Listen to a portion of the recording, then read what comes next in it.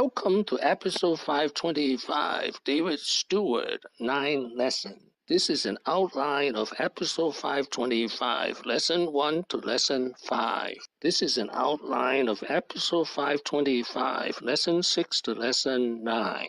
Lesson number 1, the first entrepreneur he saw was his father. I grew up in Clinton, Missouri, milking cows and slopping hogs. Well, we didn't have an indoor bathroom as well, so part of my responsibilities also was taking out the chamber pot.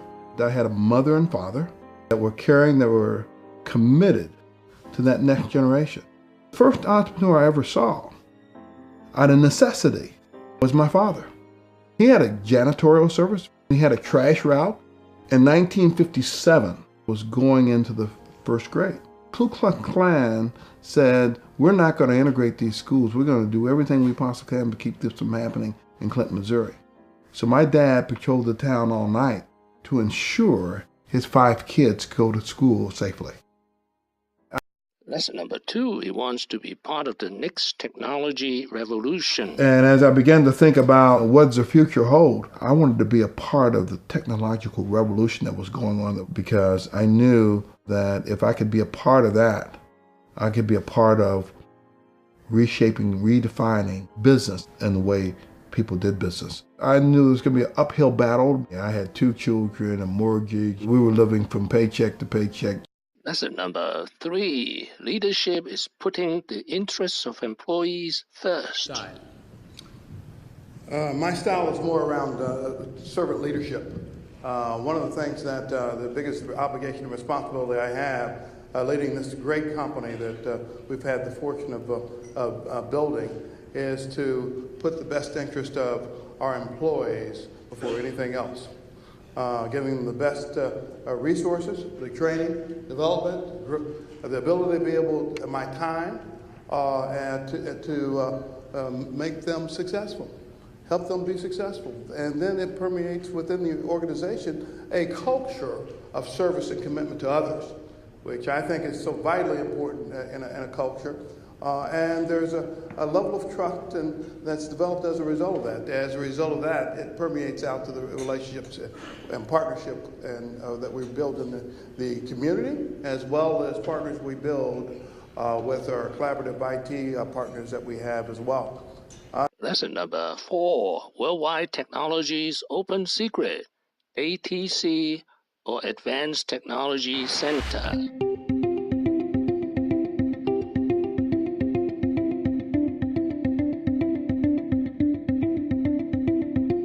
Welcome to Worldwide Technologies Advanced Technology Center. It's much more than a brick-and-mortar technology facility. It's a collaborative ecosystem to design, build, demonstrate, and deploy innovative technology products and integrated architectural solutions for our customers and partners around the world. Lesson number 5, simplify the complex. It's by bringing together all of these technology products and innovations that are coming at our customers at such a rapid rate right now. So we simplify the complex by bringing those technologies together, building them into actual solutions for our customers, and then helping the customer sort out what is right for their environment based on what they're trying to accomplish. Lesson number 6, failures make me stronger. The F word, failure. How has failure helped define your career? I've had more failures than I had success. I really have, and I think it's made me extremely stronger. I learned not to do that again. I've learned that you can grow from them, and that's been a real challenge over the years. Every time that I've made mistakes in college or in grade school and so forth, you get a bad grade, right? And business, I found out that you lose money, and it costs you something, and that's probably pretty meaningful. So, I try to minimize that as much as you possibly can, but, I'm not afraid of taking risk, of the unknown, and challenging myself to walk in faith every day and stretch.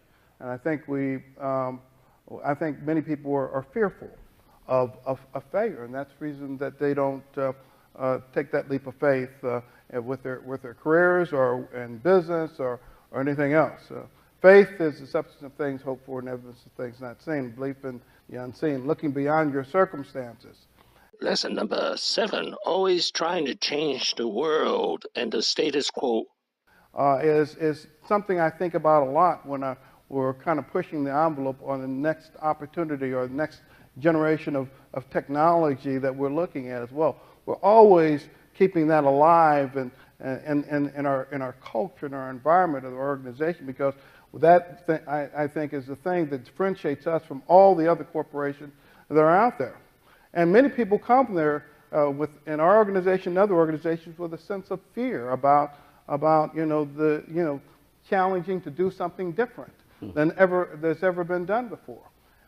If we keep the status quo, we're going to get the same old thing we've got last year, and we don't want the same old thing we got last year. We want something different, and we want to be relevant. We want to change the world. We want to have an impact and bring more value to that customer tomorrow than we did yesterday. If we aren't going to be relevant, and we aren't going to be globally competitive as well. And so that's something that we try to keep in the DNA. And I think we and the leadership team is constantly pushing the envelope of that and encouraging people to do that as well. So this Lesson number 8, you can build Silicon Valley in St. Louis. DavidSteward is native son. He's a graduate of Central Missouri State University. Jim Cavanaugh is also native son of St. Louis. He's a graduate of St. Louis University. Lesson number 9, for the next generation, all things are possible. To walk in faith with me on this as well, that failure is not an option, and that we have to persevere and push through the challenges that we face as well. The friends that are around and the commitment to community and charities and so forth, depending on us as well, and the next generation, to be an example for them, give them some sense of hope for the future as well, that it is possible, that all things are possible. Thank you for watching. Please subscribe and leave your comments and questions below. Wishing everyone peace and prosperity.